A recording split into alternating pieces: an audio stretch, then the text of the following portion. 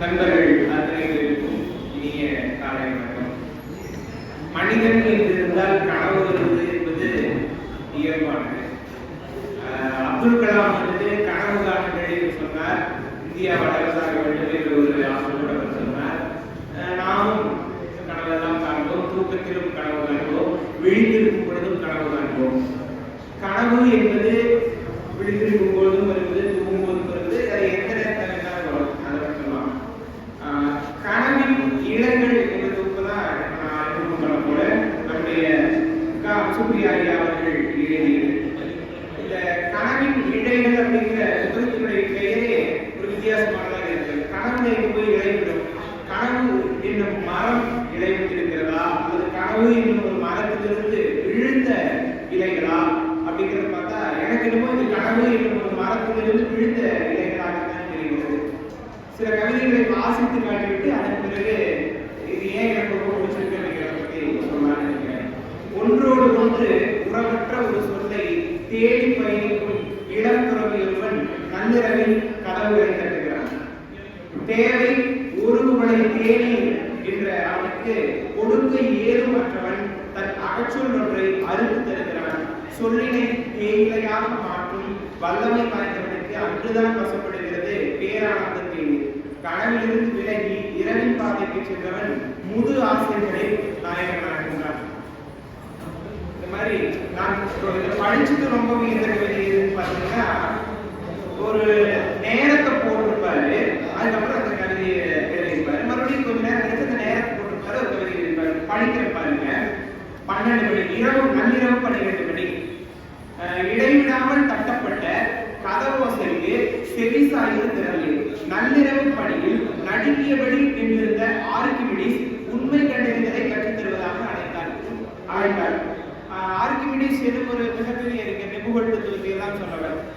அவரை பத்தி சொல்லணும்னா அவர் சொன்ன தத்துவங்களே கனவு மாதிரி இருக்கு. எனக்கு ஒரு மிகப்பெரிய நெம்புகோடையும் பூமிக்கு வெளியே நிற்பதற்கு ஒரு இடத்தையும் தாருங்கள், நான் இந்த உலகத்தையே அப்படி கொஞ்சம் நகர்த்தி காமிக்கிறேன் என்று சொன்ன மிகப்பெரிய அறிஞர் ஆர்கிமிடிஸ் அவர்கள்.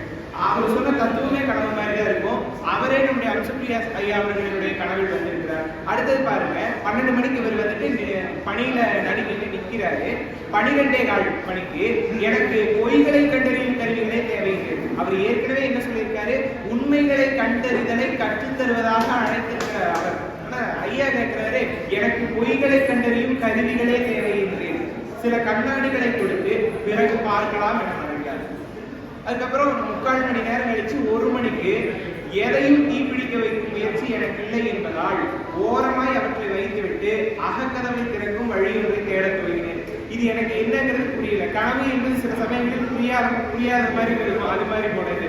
அதுக்கப்புறம் 3 மணிக்கு மறுபடியும் இடைவிடாமல் ஒழித்த விரல்கள் ஓசையில் காத்திருந்தது விடியல். 4 மணிக்கு அபத்தங்களோடு வாழ்தல் குறித்து பெருங்கூட்டத்தில் ஆற்றிய உரையை எவ்வளவோ யோசித்தும் நினைவுக்கு வரவே இல்லை. 6 மணிக்கு வாழ்தலை கொண்டாட தானறிதல் அவசியம் என சுவர் பள்ளி மண்டையில் விழுந்து வெளியேறியது. கனவு இரவிலிருந்து ஒரு பள்ளி விழுந்து அவர்களுடைய தூக்கம் கலைகிறது. இப்படி ஒருவேளை கனவெல்லாம் வருமா என்று சிந்திக்கக்கூடிய அளவுக்கு எனக்கு இருக்கு. ஏன்னா 12 மணிக்கு வந்த கனவினுடைய தொடர்ச்சி காலையில 6 மணி வரைக்கும் எல்லாம் போகுமா அப்படின்ட்டு நமக்கு சிந்திக்க வைக்கிறார் கவிஞர். அழைப்பு மணியை புறக்கணித்து மென்தட்டலில் கதவில் பிரிக்கிறது இசை. நள்ளிரவில் எவரென தடுமாறி கதவினை திறக்க தன் பெயர் ஒன்றிடவும் தனக்கு பின்னால் தன் தோழமைகள் 10 வரை காத்திருப்பதாகவும் கூறி முடிக்கும் முன் வணக்கத்துடன் முகமனை துவங்குகின்றன எண்கள் எல்லாம் வரிசையில் அவர்களுடைய கனவுல வருகின்றன.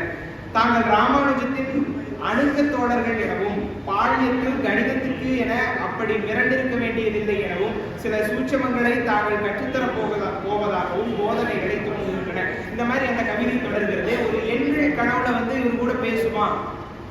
கனவு என்பது என்ன வேணா வரும் நமக்கு. எப்படி சொல்லலாம் அப்படின்னு பாத்தீங்கன்னா, நடக்காத கூட கனவுல வரும். நம்ம எங்கேயோ மேல போற மாதிரி கனவுல வரும். இந்த புத்தகம் வெளியிட்ட அன்னைக்கு வாமனன் ஐயா அவர்கள் வந்துட்டு ஒரு சில குறிப்புகளை சொன்னார். என்னன்னு பாத்தீங்கன்னா, நபிகள் நாயகத்தினுடைய அவர் வானத்துக்கு போன அந்த பயணத்தை பத்தி எல்லாம் சொன்னார். அது உண்மையிலேயே நடக்குமா நடக்காதா அப்படிங்கிறது அது 2வது விஷயம். ஆனா இந்த மாதிரி எல்லாம் கூட கனவுகள் வரும், நமக்கும் வரும். கனவுகள் வந்துட்டு நம்ம எதை நினைக்கிறோமோ அது வரும். நம்ம முழிச்சிருக்கும் போது எதை நினைக்கிறோமோ அது தூங்கும் போது கனவா வரும். நம்ம எதுக்கு ஆசைப்படுறோமோ அது சில சமயங்கள்ல கனவா வரும்.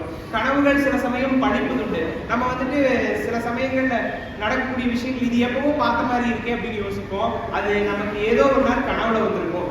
ஏதோ ஒரு நாள் நடந்த விஷயம் நமக்கு ஒரு நாள் கனவா வரும். அப்படி வந்துட்டு அம்சப்பிரியா ஐயா அவர்களுக்கு வந்த கனவுகளின் ஒட்டுமொத்தமா இந்த புத்தகத்துக்குள்ள இருக்கிறதா பாக்குறேன். கனவுகள் ஒவ்வொன்றும் வித்தியாசப்படுகின்றன. இந்த மாதிரி எல்லாம் கூட கனவு வருமா, இவ்வளவு நேரமெல்லாம் கூட கனவு வருமா அப்படின்னு நம்ம யோசிக்க வைக்கக்கூடிய அளவுக்கு இந்த கனவின் நிலைகள் நிறைய அந்த மரத்தடியில் உதிர்ந்து கிடப்பதாக நான் பார்க்கிறேன். நிச்சயமாக இந்த புத்தகத்தை வாங்கி எல்லோரும் படித்து பாருங்கள்.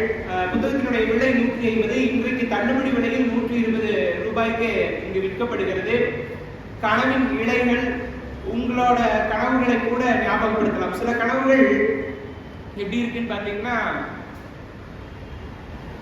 எப்படி சொல்றதுன்னு எனக்கு கரெக்டா தெரியல. நம்மளோட இந்த சாங்கியம் எல்லாம் பார்ப்பாங்க இல்லைங்களா, இந்த மாதிரி கனவு வந்தா இது நடக்கும். இப்ப செத்தவர் கனவுல வந்தாரு அப்படின்னா அது இந்த மாதிரி நடக்கும். யாரோ ஒருவர் சாகிற மாதிரி கனவு வருது அப்படின்னா அவர் நல்லா இருப்பாரு. அவர் உயிருக்கு போராடுற மாதிரி கனவு வருது அப்படின்னா அவரோட உயிருக்கு ஆபத்தா இருக்கும். இந்த சாமி கனவுல வந்தா இப்படி, காளியம்மன் கனவுல வந்தா இப்படி அப்படிங்கிற மாதிரி அது நம்பிக்கையா அல்லது ஒரு கட்டுக்கதையா, அதுங்கெல்லாம் ரெண்டாவது விஷயம். இந்த மாதிரி ஒரு அனுபவம் என்னன்னா, எங்க அப்பத்தா வந்துட்டு இறந்து 1.5 வருஷம் ஆச்சு. அவங்க இறந்து ஓரிரு நாட்கள்லயே எனக்கு ஒரு கனவு வந்துச்சு. அவங்க மீண்டும் இறந்து போற மாதிரியே கனவு வந்துச்சு. அதுக்கு இறந்து போன மாதிரி கனவு வந்துச்சு அப்படின்னு அடுத்த நாள் காலையில எழுந்து சொன்னேன், நல்லதுதான் அப்படின்னாங்க. ஆனா பொதுவா என்ன சொல்லுவாங்க அப்படின்னா, இறந்தவங்க கனவுல வர்றாங்க அல்லது இறந்தவர்களே இறந்து போற மாதிரி கனவுல வர்றாங்க அப்படின்னா சாங்கியங்கள் எல்லாம் சொல்லுவாங்க.